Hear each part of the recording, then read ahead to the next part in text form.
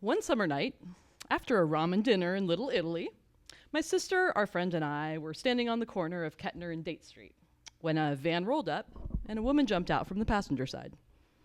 "Give me your purses!" We gawked in shock as she brandished a gun.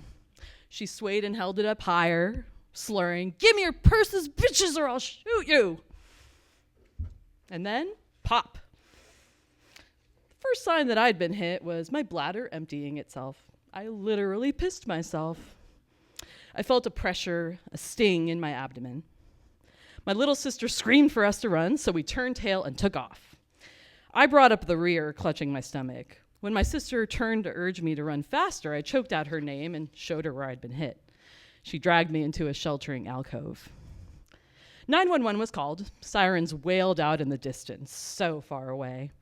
A stranger put my head in his lap and held a towel to my belly. I felt my blood gush with every pump of my heart. My sister watched my skin lose color and my lips turn blue.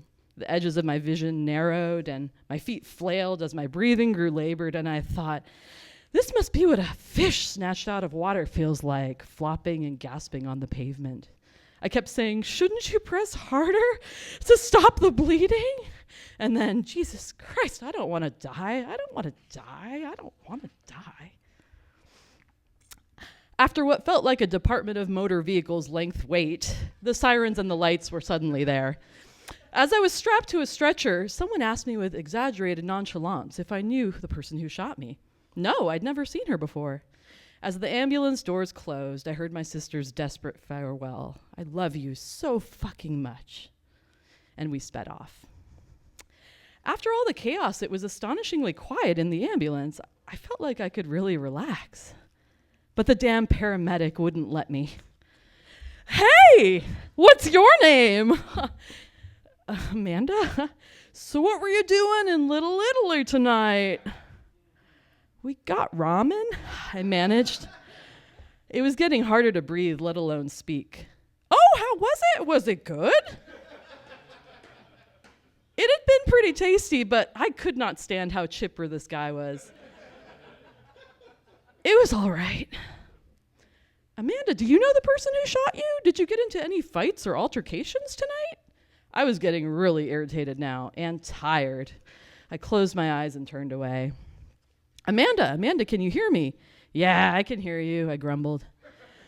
An oxygen mask was placed on my face, scissors sliced open my clothes, and the last thing I remember was feeling someone ever so gently removing my jewelry. That was July 27th, 2014, about 9:30 at night. My surgeon said I had about 2 minutes left on me when I arrived at UCSD Hillcrest. After rolling through my stomach and intestines and nicking my pancreas, the bullet came to rest on my aorta, a few inches from my spine. I received transfusions of 19 units of blood, about 3 gallons worth. I was kept in a medically induced coma for multi-day surgery as the bullet was wrestled out, my aorta patched up, the remnants of my underbelly ramen slopped out of my abdomen, and my bowels reconfigured. When I was roused in the ICU, I had a railroad track of staples from my sternum to my pelvis, drains snaking out of my sides, and feeding tubes down my nose. Just as horrific, I was suddenly the owner of an Audi belly button after 30 plus years of having an innie. My surgeon said it was either an Audi or not keeping a belly button at all.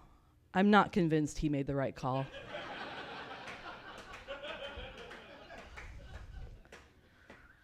The first nurse I saw after I woke up, she handed me the little button that would dispense my pain medication. Dilaudid, it's stronger than morphine. "Here," she chirped, "this is going to be your new best friend." Recovery was rough. I couldn't sit up in bed or roll over on my own. I was using a bedpan for days. Trying to kickstart my bowels into working order was utter agony.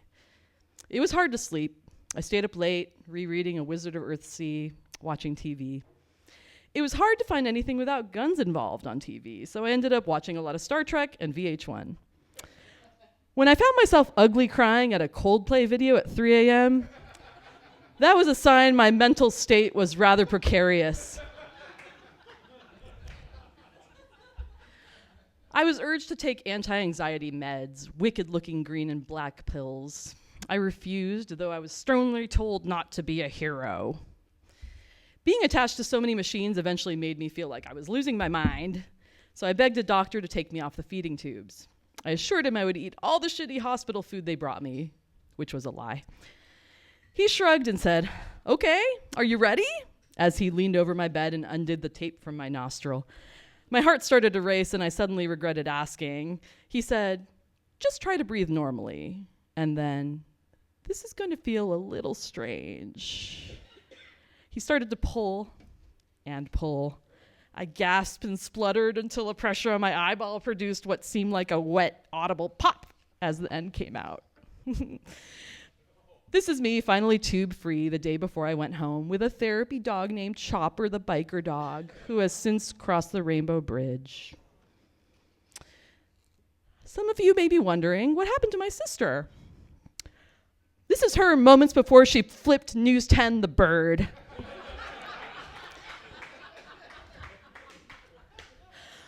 She didn't know at first that I'd been hit because she was preoccupied with the hole in her wrist. The bullet blew through her first before landing in me, snapping a tendon and melting her median nerve. She immediately lost sensation in her first 3 fingers and part of her palm, then realized she couldn't bend her thumb anymore.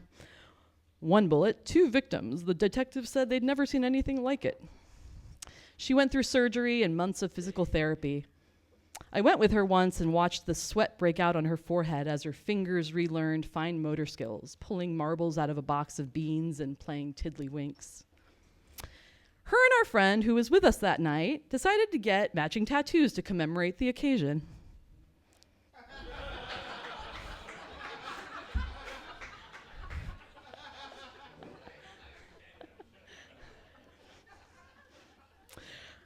My sister is a badass.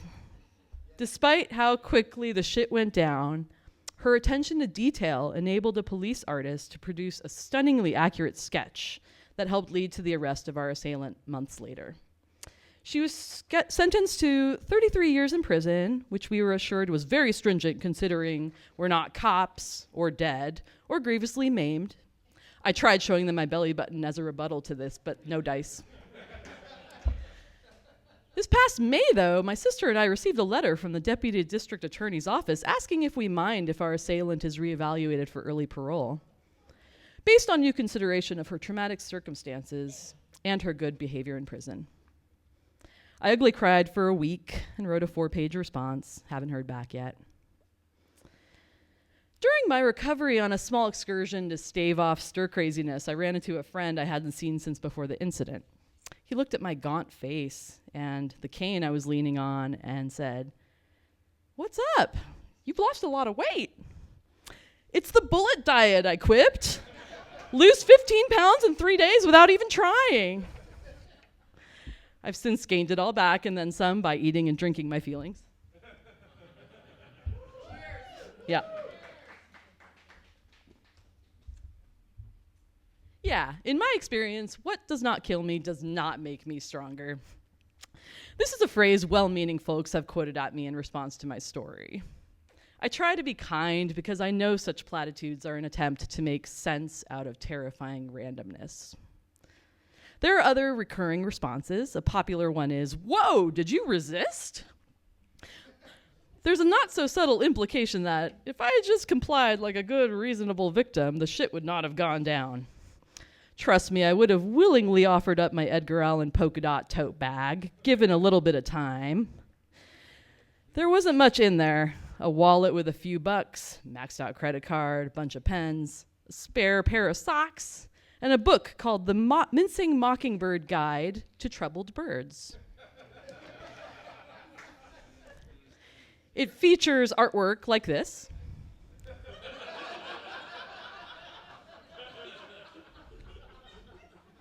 And this. Anyway, the point is we didn't resist. Our would-be robber just wasn't good at robbery. "So what kind of gun do you carry now?" I've been asked. I don't know much for sure, but I do know that more guns is not a solid strategy for conflict resolution.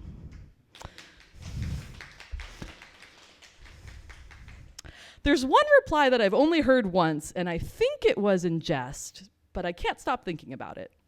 Wow, you must have done something awful in a past life.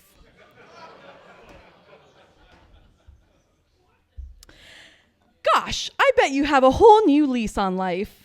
Sure I do. No, I'm not in training to scale Mount Everest or doing acro yoga on potato chip rock. I think my new lease on life is best summed up by a PTSD symptom that I only recently learned has a special name, a sense of foreshortened future.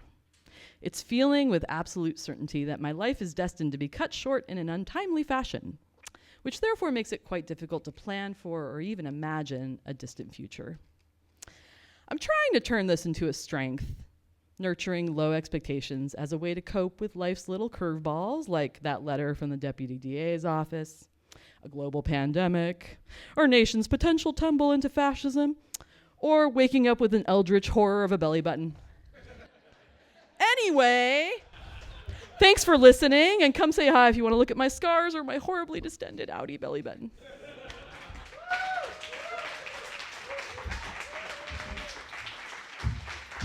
Give it up for Amanda Qassar.